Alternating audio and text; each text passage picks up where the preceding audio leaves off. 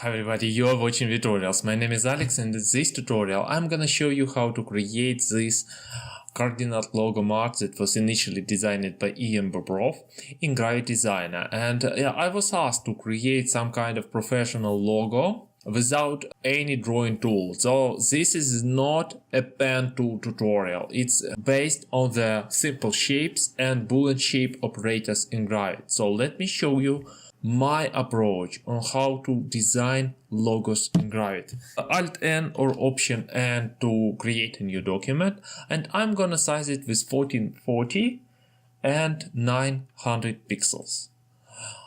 And first of all, I'm gonna position my sketch. You can download the sketch from vitorials.net. I have already have my artboard with the sketch, and we need to grab the circle, or click E on your keyboard to grab the circle and draw a circle at around 680 both width and height. You need to hold Shift to constrain the proportion and create a perfect circle.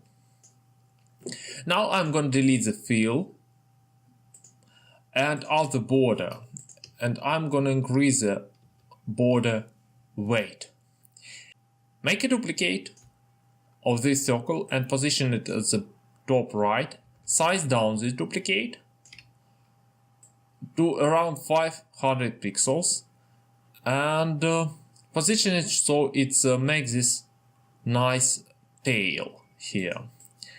Let's draw a marquee and select both of our circles and head over to the subtract Boolean shape operator. It subtracts forward shape from the rear one.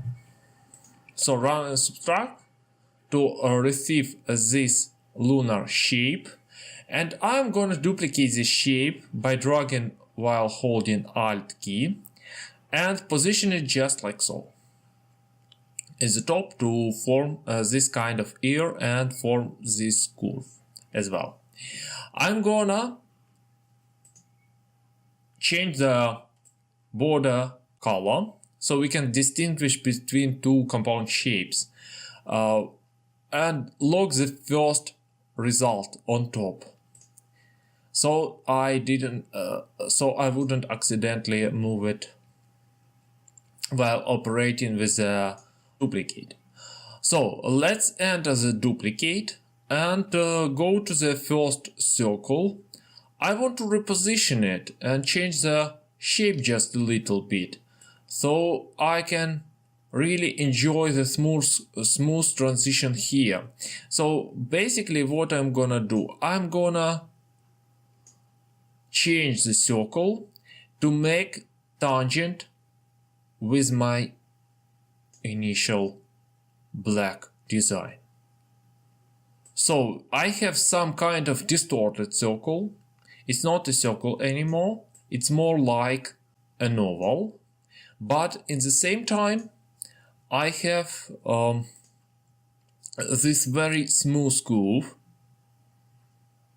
First of all, also I have this nice ear, and I have this tangent line here on the bottom. So these two shapes are tangent, and we can check this by entering the outline view. So go to the view mode, outline view, and check whether this are tangent or not. I'm pretty satisfied with the result. You can go to the view and check the full view.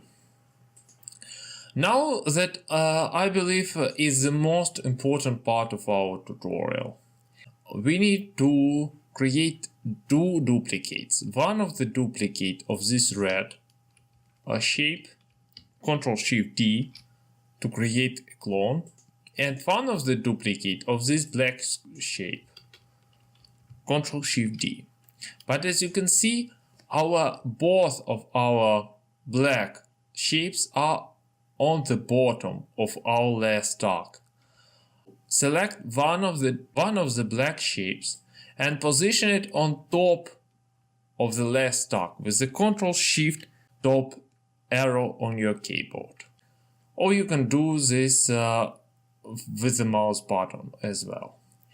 So for now we have black shape on the bottom, then red shape on top of it, then red shape on the bottom, and black shape on top of it. And I also want to create a duplicate, another duplicate of the black shape. So I need to select the bottommost shape and make a duplicate. Ctrl+Shift+D, Command+Shift+D. Then I'm gonna lock this duplicate and hide it for a while. Now let's select everything and convert it to path. So they are no longer alive effects. And now select these pairs, black and red and black, and run a subtract.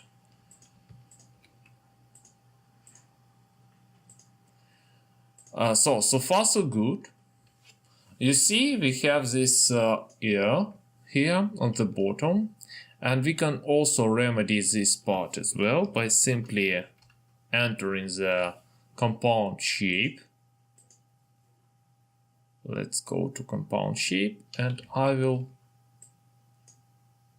reduce the size just a little bit. Incredible! Now let's make from this compound shape compound path by simply Ctrl+Shift+P. And with this shape, it's a bit more complicated shape, as you can see. I first of all want to select this circle and position it like so. Then I need to select everything and Ctrl+Shift+P, Command+Shift+P, grab the subselect tool and delete this shape on the top, bottom right. The rest of my compound path, first of all, immediately was transferred to the path. You see it on the left panel, and lose both border and fill colors. And to remedy this, you can simply add a border to this design.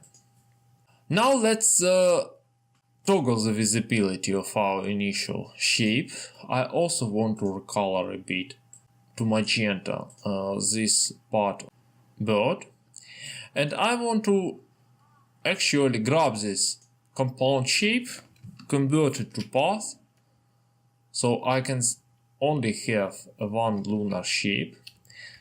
Draw a marquee to select magenta and black shapes and run a subtract again. And as you can see, we have some issues here.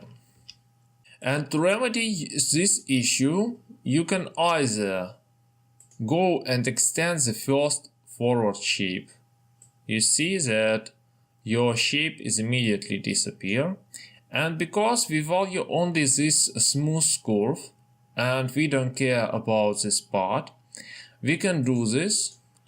So with this compound shape selected, Ctrl+Shift+P, Command+Shift+P.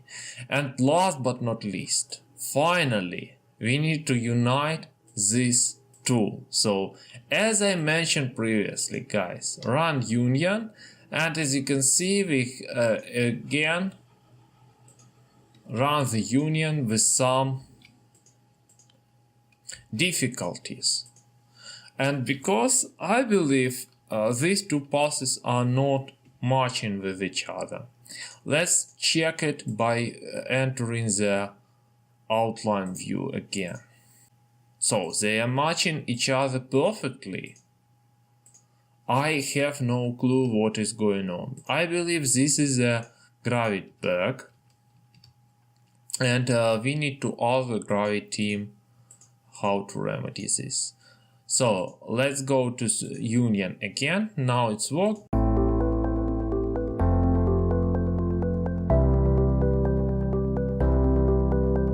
So for now I'm gonna navigate again to the modify path, convert to path, to create a path, to scale down my canvas, enter the full view, and to see what is going on. Again, we have some issues here. We can remedy these issues with adding some corner radius. I use it to around 20. So we have a shape to work. Let me also show you how to work with the so-called swatches, global swatches. In order to create a global swatch in Gravit Designer, you need to head over to gradient or solid color or gradient or radial gradient or angular gradient. So to any kind of fill in Gravit Designer and open the tab swatches. And here we have two kind of sections here. First, on top is the global swatch. You can use these swatches across all of the documents, but you need to run slim because it tends to create a mess on this tab. Another is the document swatch, and here you can add some specific colors that you want to use only on your document. Hello. And let's apply it. But before, of course, we need to add the fill color, delete the border, add the fill, go to the liner gradient and add the swatch. This is our first swatch. It looks amazing. Now let's go and create some ellipse here. This ellipse should be positioned on the top left of our main shape of our body, and they should overlap here as the area of the face of our potential bird. So select them both, but before make a copy of our lunar shape, and with this copy selected and this ellipse selected, let's head over to the again intersect.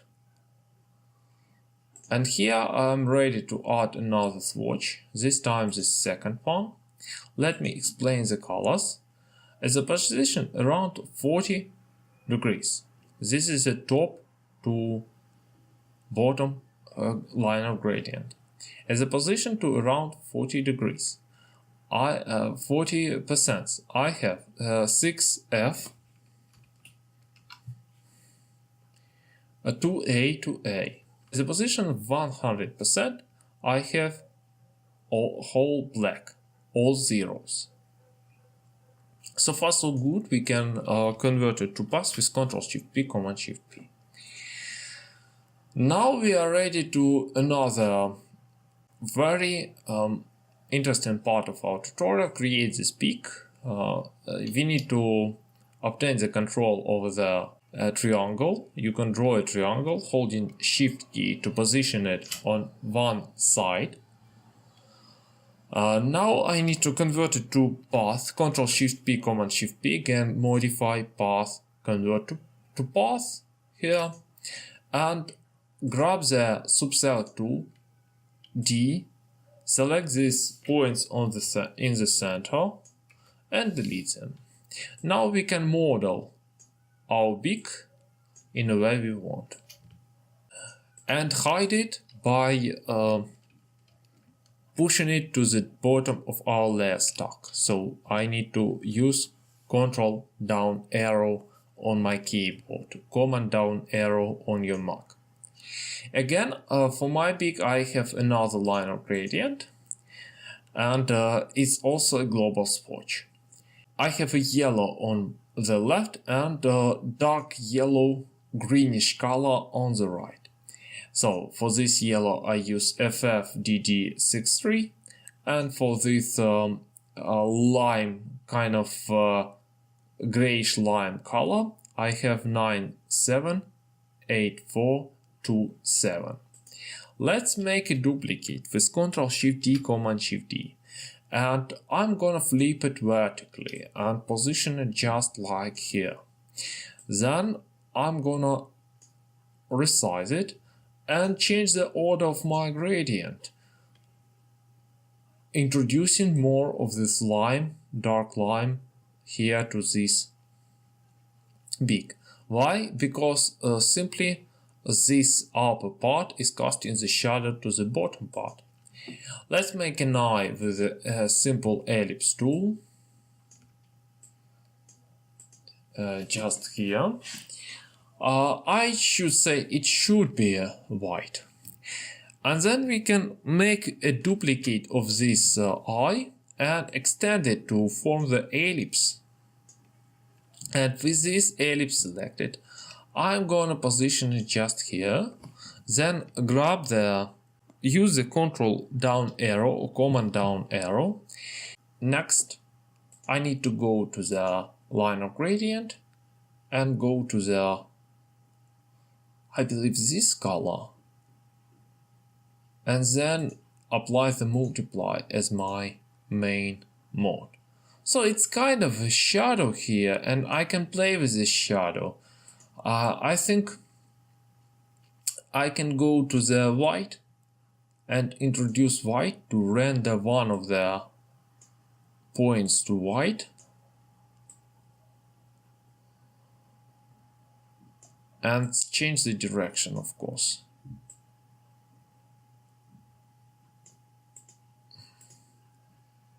And the contrast shouldn't be that dramatic, I believe. I need to go with my black and push it to the gray area.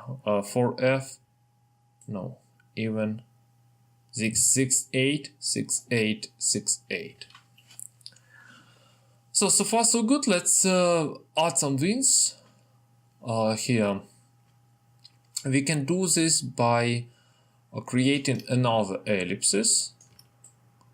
This first ellipse should be positioned just like so, and this ellipse is exactly 465 pixels of height. Next ellipse in the same size but shifted to the bottom left, and I need to position it to the bottom of my last stack. So use Control down arrow key once to do this. Let's go and select them both and run a subtract. We have this kind of compound shape here, and then Control Shift P, Command Shift P to convert it to path. And let's wrap the color from our main body and then position it using down arrow key and holding Control. So it's amazing. Let's make and adjust some placements here. So it's beautiful. Now we need to, I believe, lighten the colors a bit of this wing, just like so, and duplicate my first wing. Now I'm gonna duplicate it again with Ctrl Shift D, Command Shift D, but select the original file and push it to the bottom, nudge it down. Go to the and create a shadow with simple gray to, let's say, white red gradient, and adding a multiply as our main blending mode. So it's gonna be our casting shadow. I don't like the now let's make the same shadow here. Let's add the shared style. I'm gonna create a shared style, call it shadow, and click create. The same as here. Let's apply now this shared style and reposition a bit my shadow, hiding it a bit so it doesn't extend the end of the V. So far so good. Let's make another duplicate and nudge it on the bottom of our layer stack. So it should appear behind the body. I'm gonna distort a bit the shape and darken the colors. So I believe it's sufficient. Now I need to create this kind of shape here.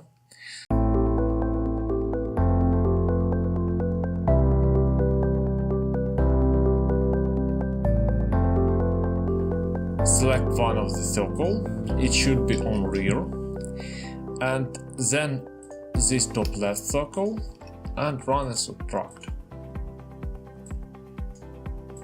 Then position the whole compound shape to the rear as well, and the other body color, this liner gradient, red to dark red, FE5454 to the A42525, and then darken a bit this kind of gradient as well.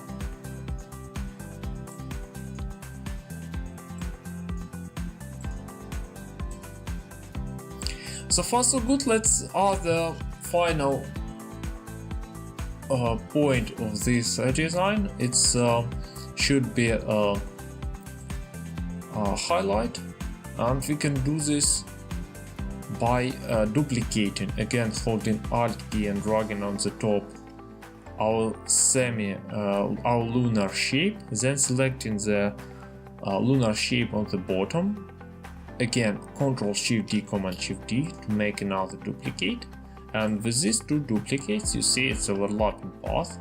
We need to go to intersect, run intersect. So we have this kind of design, and we need to first of all change the perception of our gradient. So I enter the fill dialog box and change it to the white, to let's say black, and then go to the screen as our initial. I have FF D3 in the place of white, and I have a full black here. And introducing more of this black, I can introduce more of the, I can control this highlight, as you can see. So it's highly visual. I believe I need to place it just like here, and then remodel it and reposition it here as well. Again,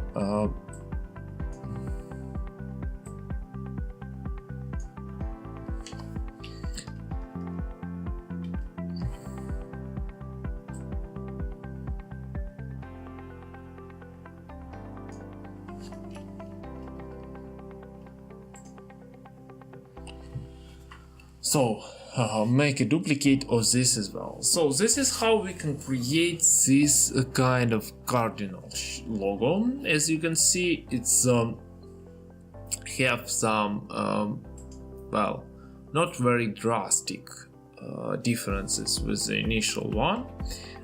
You see that I have a highlight also here. It's relatively easy to create, but it's also a worthy example of how to use Gravit Boolean shape operators and simple shapes in Gravit Designer. If you want to learn more about Boolean shape operators in Gravit, I highly recommend you to visit vitorials.net. You can see the link on the description. Join my Gravit Designer Tutorials group, join the Gravit Designer users group. Thank you for watching, enjoy your day.